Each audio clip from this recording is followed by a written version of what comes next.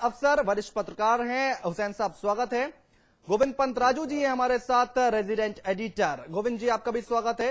आप सभी हमारे साथ बने रहे, आगे आपसे चर्चा जारी रखेंगे।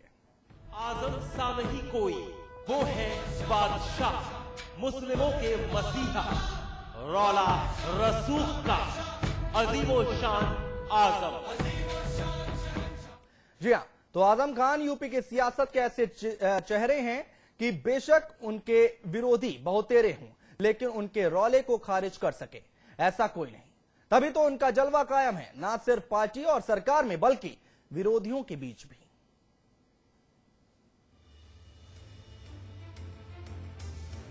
यूपी की सियासत का जिक्र हो और आजम खान का नाम ना आए तो समझिए बात अधूरी रह गई। कभी विपक्षियों पर हमला करते तो कभी खुद अपनी सरकार की बखियां उधेड़ते। आजम हर जगह हर वक्त नजर ही आ जाते हैं। तमाम विरोधाभासों के बाद जब अखिलेश की मुख्यमंत्री के रूप में ताजपोशी हुई तो वो आजम खान ही थे जो खेवनहार बनकर सामने आए और सदन में हुए हर हमले का मुंह तोड़ जवाब दिया।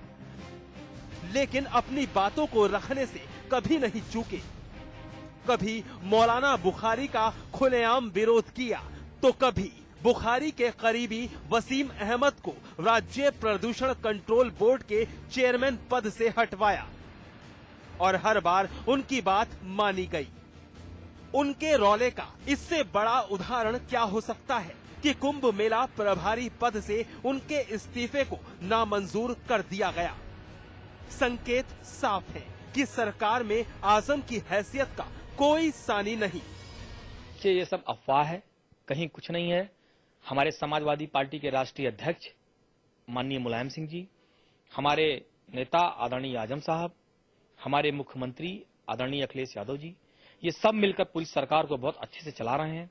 आदरणीय शिवपाल जी, कहीं कोई मतभेद नहीं है, कहीं कोई बातचीत नहीं है, ये एक हमारा परिवार है। अब तो विपक्षी भी ये मानने लगे हैं। आजम साहब सियासत के एकमात्र ऐसे नक्षत्र हैं जो गलत दिखने पर अपनी ही सरकार को टोकने से भी नहीं चूकते। गृह विभाग से मुझे कोई तफसीली जवाब नहीं आया था। तो आप जानते हैं, मैं सरकार में रहकर भी अगर कहीं कोई कमी होती है विभागीय तो उसको कह देता हूं। इससे मैं ये उम्मीद करता हूं कि भविष्य में वो ख्याल रखेंगे। बात जब मुस्लिम समाज की आती है तो समाजवादी पार्टी के मुस्लिम चेहरे के तौर पर आजम का ही नाम लिया जाता है। खासकर चुनाव में आजम ही वो आवाज बनते हैं जो सपा के विरोधियों की बोलती बंद कर दे और उनके मुखिया भी इस बात से बखूबी वाकिफ हैं। अनुराग शुक्ला, लखनऊ, समाचार प्लस। और सबसे पहले लखनऊ स्टूडियो चलेंगे हुसैन अफसर जी के पास। हुसैन साहब, यहां पर लगता है क्या कि आजम खान जो हैं उनका जो जलवा है वो कुछ ज्यादा ही दिन ब दिन कायम होता चला जा रहा है सरकार में, सत्ता में? देखिए, उसकी एक वजह यह है कि आजम खान के पीछे तहरीकों का या मूवमेंट्स का एक दौर है और जितने भी आड़े वक्त होते हैं उसमें आजम खान बहुत खुलकर, बहुत सटीक और बहुत गहरी और बहुत साफ किस्म की राय देते हैं और मशवरा देते हैं। हाँ। और इसी वजह से एक जमाना हुआ कि उनको पार्टी से निष्कासित भी कर दिया गया, उनकी सफाई, उनकी बेबाकी की वजह से। हाँ। ये बात सही है कि पार्टी में उनके जैसा मुस्लिम लीडर कोई नहीं है। यहाँ तक कि जो 9-10 मुस्लिम मंत्री हैं, हाँ। अगर उन सबको भी जोड़ घट कर लिया जाए तो आजम की आवाज और आजम का जो इतना इन्फ्लुएंस है वो नहीं है। उसकी एक वजह यह है कि आजम खान बहुत दिनों से मुलायम सिंह के साथ जुड़े हुए हैं और समाजवादी मूवमेंट के आदमी हैं वो। फिर अलीगढ़ का उनका बैकग्राउंड है। हाँ। उसके बाद अलीगढ़ मुस्लिम यूनिवर्सिटी के माइनॉरिटी कैरेक्टर की बात है, उर्दू के लिए लड़ाइयां हैं। इस तरह से बहुत सी चीजें हैं जो मुसलमानों के जो तहरीकें थी उसमें वो शामिल हुए। तो इस वजह से ये नहीं कहा जा सकता कि उनकी आवाज कहीं पर कमजोर है। अच्छा अफसर साहब, आपने बात की कि बेबाकी से बोलते हैं, साफ गोई से अपनी बात रखते हैं। इस बेबाकी के बोलने में अगर सरकार भी उनके निशाने पर आ जाती तो वो पीछे नहीं हटते, बुराई भी कर देते हैं। वो कभी पीछे नहीं हटते हैं। अब ये होता है कि सरकार में कभी कभी वो नरमी से और कभी कभी पर्दे के पीछे से समझाते हैं, लेकिन ज्यादातर ऐसा होता है कि वो मुंह पर कह देते हैं और अपनी उनकी पूरी जो कोशिश होती है उसका सम्मान भी किया जाता है। गोविंद जी, यहाँ पर लगता है कि आजम खान जब से सत्ता में आई है समाजवादी पार्टी, तब से लेकर अब तक करीब 1 साल होने जा रहा है, हो चुका है, बल्कि 1 साल हो चुका है, और इस 1 साल में उनका जो दबदबा है वो दिन ब दिन बढ़ता जा रहा है।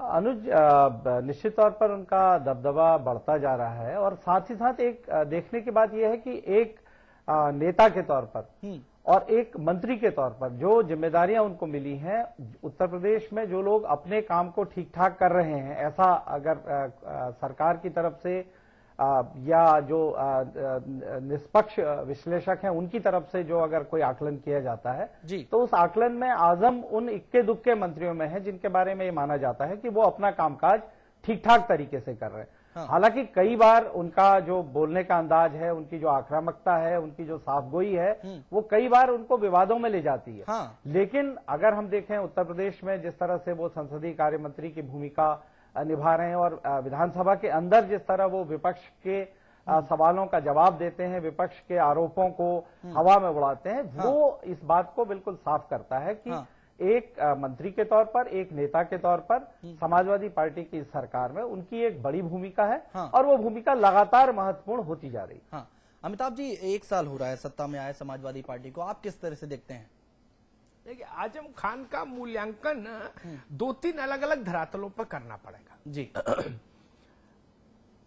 एक सबसे बड़ी बात क्या जो मुझे लगती है कि आजम खान जन्मजात योद्धा हैं, तो दूसरा नहीं मिलेगा मुकाबले में, तो जो पास में बगल में खड़ा होगा उससे भी लड़ जाएंगे, लेकिन योद्धा वाला जो कैरेक्टर है इस पार के, वो हमेशा कंटिन्यू करेगा, वो हमेशा निभाते हैं। इसीलिए आप देखिए कि वो बहुत जल्दी लकीर खींचने में विश्वास रखते हैं। ये भी उनका अपना एक काम करने की शैली है। और अगर वो लकीर स्वीकार नहीं करे दूसरा पक्ष, तो आर या पार हो जाए। इसी सरकार के 11 महीनों में 3-4 अवसर ऐसे आए जब आजम खान ने लकीर खींच दी। एक नगर आयुक्त का मामला था, आजम खान ने लकीर खींच दी। उन्होंने कहा नहीं, ये नहीं रह सकता, ये रहेगा तो फाइलें वापस कर दी मंत्रालय की, बोले मुझे नहीं रहना मंत्री। मुख्यमंत्री और खुद मुलायम सिंह यादव ने स्थिति की संवेदनशीलता को समझा और उसका परिणाम फिर प्रदेश के सामने है। वो नगर आयुक्त गए, अखिलेश जी मिलने गए आजम भाई से, और उसके बाद वो सब पता है किस्सा। कुंभ का अवसर आया, आजम खान ने त्यागपत्र दे दिया प्रभारी पद से मेला के। वो त्यागपत्र, उसकी अलग अलग ढंग से व्याख्या हुई, लेकिन अंत में सरकार के मुखिया को लगा कि नहीं, ये त्यागपत्र ठीक नहीं है, स्वीकार नहीं किया जाए। वो मेरठ का प्रभार आजम खान को वापस ले लिया गया, तो आजम खान ने इस्तीफा भेज दिया। उन्होंने और इस्तीफे में यह भी लिखा कि अगर मैं मेरठ का प्रभार चलाने लायक काबिल नहीं, तो मैं कबीना मंत्री का काम कैसे कर सकता हूं, इसलिए मैं चाहता हूं कि मुझे मुक्त किया जाए। फिर वो हुआ, वो भी लोग पता है कि फिर मेरठ का प्रभार उनके पास वापस आया। तो आजम की शख्सियत को इस ढंग से भी समझना पड़ेगा जी। और मायावती के शासन काल में समाजवादी पार्टी के बहुत सारे बड़े नेता ऐसे थे जो मायावती के निशाने पर नहीं रहे। वो थे समाजवादी पार्टी के बड़े नेता, लेकिन मायावती के निशाने पर नहीं रहे, लेकिन आजम उनके निशाने पर रहे। तमाम मुकदमे लगे आजम खान के खिलाफ।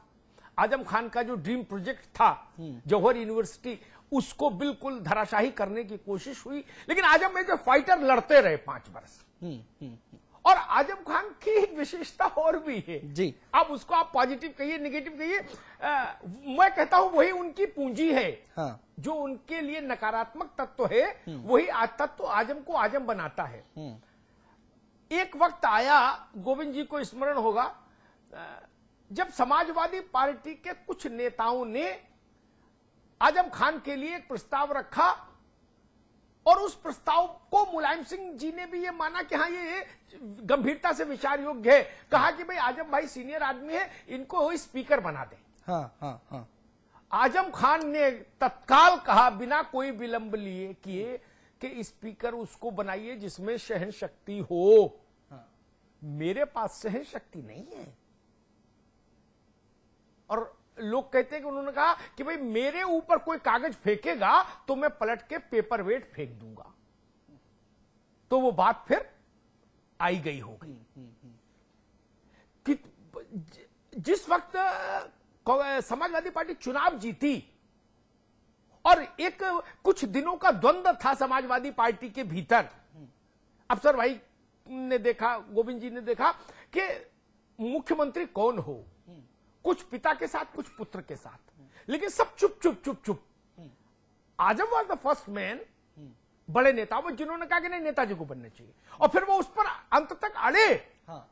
लखनऊ आए, रात में नेताजी से मुलाकात नहीं की, फिर अगले दिन मुलाकात हुई, बहुत सारा। तो आजम का जो करेक्टर है वो बात बात में लकीर खींचने का है। और एक जो योद्धा की जो एक वो कला होती है ना, युद्ध प्रिय व्यक्ति है वो राजनीति में। और इसीलिए आप देखिए वो बोलते हैं तो अपनी पार्टी के लिए भी वैसे ही कई बार तंज का इस्तेमाल करते हैं, जो तंज का इस्तेमाल वो दूसरों के लिए करते हैं। इसलिए उसमें मैं कहूंगा कि वो अपने पराये का बहुत भेद नहीं करते। अगर उनको कोई बात समझ में आई कि बात ठीक नहीं है, यह व्यक्ति ये ठीक नहीं, जिस वक्त उनका मेरठ का प्रभार का मामला आया था तो उस वक्त आजम खान गाजियाबाद आए, उन्होंने कुछ ग्रामीणों ने उनको जमीन के मुआवजे से संबंधित कुछ ज्ञापन सौंपे, तो आजम खान ने मालूम क्या कहा जी? उन्होंने कहा कि चाचा मैं तो झाड़ू पोछा मंत्री हूं, झाड़ू पोछे का काम हो तो बताओ, बाकी बड़े मंत्रियों के पास जाओ। ये है आजम खान, ये है आजम खान। बिल्कुल, वो जो कहना है वो जरूर कहेंगे और मुंह पर कहेंगे, फिर आप उसका नफा नुकसान आकलन करते रहिए। सानू खान जी जुड़ गए हैं, मीडिया प्रभारी आजम खान के। सानू खान जी, स्वागत है आपका समाचार प्लस पर। बोलिए जी। सानू खान जी, आज हम चर्चा कर रहे हैं आजम खान साहब, जो पिछले 11 महीने में जब से सत्ता में आई है सरकार समाजवादी पार्टी की, तब से उनका कद अंदर सरकार के अंदर दिन ब दिन बढ़ता ही चला जा रहा है। हमेशा वो विवादों में भी रहते हैं, कई बार बयान भी देते हैं। आजम खान साहब का कद ऐसे ही नहीं बढ़ा है। हाँ। आजम खान साहब 32 साल से राजनीति में सक्रिय हैं। हाँ। और आजम खान साहब समाजवादी की सरकार में नहीं बल्कि लोगों के दिलों पर राज करते हैं। जद्दोजहद है उनकी, मेहनत है, अथक मेहनत है, ईमानदारी है। आज तक की 32 साल की राजनीति में कोई एक आदमी, उनका मुखालिफ भी, उनका विरोधी भी, उनके ऊपर बेईमानी का इल्जाम नहीं लगा सकता। आजकल की राजनीति में ईमानदार छवि है उनकी, मेहनत और त्याग है, तपस्या है। आपको याद होगा कि जब विधानसभा में आजम खान साहब को जब समाजवादी पार्टी में शामिल हुए थे, विधानसभा में नेता बनाया जा रहा था, तो उन्होंने फौरन पद से त्याग किया था। जब कुंभ वाला कांड हुआ, जबकि रेलवे जिम्मेदार है, यहाँ तक कहते हैं कि अगर कोई हादसा होता है तो पटरी पर तो उसकी जिम्मेदारी भी रेलवे की होती है। उसके बावजूद आजम खान साहब ने नैतिकता के आधार पर फौरन त्याग पत्र दिया। आजम खान साहब ने अपनी तपस्या से, अपने त्याग से, अपनी मेहनत से यह कद बनाया है। सानू खान जी, यहाँ पर आजम खान जब तीखे बोल बोलते हैं तो उसमें सरकार को भी कई बार आड़े हाथों ले लेते हैं। सरकार को आड़े हाथों नहीं लेते हैं, बस वो सही को सही कहते हैं। हाँ। उन्होंने पूरे जीवन में सही को सही कहा है और अपने उसूलों से कभी समझौता नहीं किया, अपने जमीर से कभी समझौता नहीं किया। हाँ। और आप देखेंगे आजम खान साहब जो कहते हैं वो सही कहते हैं, और उसको बाद में हमारे अपने हो या कोई हो मानना पड़ता है। उस बात को अगर पहले न माने बाद में मानना पड़ता है, और वो बात साबित होती है कि आजम खान साहब ने जो कहा वो सही कहा था। कई मुद्दे आपने देखे होंगे कि जो आजम खान साहब ने पहले कहा वो पार्टी ने भी माना और लोगों ने भी माना, जनता ने भी माना। हाँ, बिल्कुल। बहुत शुक्रिया सानू खान जी हमारे साथ जुड़ने के लिए, मीडिया प्रभारी आजम खान के, जो कि आजम खान जी के लिए अच्छी अच्छी बातें कर रहे हैं। हुसैन अफसर जी, यहाँ पर कभी कभी देखने को मिलता है जब ऐसा मौका आता है जब मुख्यमंत्री खुद उठ के किसी नेता के यहाँ जाएं और उनको मनाने की कोशिश करें, कवायद करें, और ये हुआ आजम खान साहब के साथ। जी हाँ, वो उसकी वजह यही है कि एक बहुत पुराना घरेलू रिश्ता भी है सियासी रिश्तों के साथ, और घरेलू रिश्तों के साथ सियासी रिश्ता और तहरीकी रिश्ता, यानी मूवमेंट का रिश्ता। फिर वो ये जानते हैं कि जो ये बात कह रहे हैं वो किसी क्लेश या किसी नफरत और कीने की वजह से नहीं कह रहे हैं, बल्कि बात वो सही है अपने में, और चाहे भले ही इस वक्त बुरे अंदाज से कह रहे हों या भले ही सबके सामने कह रहे हों, लेकिन बात अपने में सही है। इस वजह से ये मजबूरी होती है, और जो आदमी सच्चा होता है जाहिर है कि उसकी बात आखिर में उसी की मानी जाती है। गोविंद जी, यहाँ पर कई बार विवादों में रहते हैं, बयान देते हैं आजम खान, उसके बाद विवादों में आ जाते हैं। कई बार उनको हर कोई विपक्ष में बैठा हर कोई नसीहत भी देता दिखाई देता है, लेकिन दहाड़ जो है वो कम होती दिखाई नहीं देती। आज भी आप उनसे बात करिए तो दहाड़ते ही दिखाई देंगे। नहीं, मुझे लगता है जो अभी जैसे उनके जो मीडिया प्रभारी हैं वो जो बात कह रहे थे कि जो आजम की ईमानदारी पर आज तक कभी सवाल नहीं हुआ, शायद ये ताकत उसके पीछे है। आजम उत्तर प्रदेश में राजनीति में उन लोगों पर है जिनकी व्यक्तिगत ईमानदारी को लेकर सवाल नहीं उठे हैं।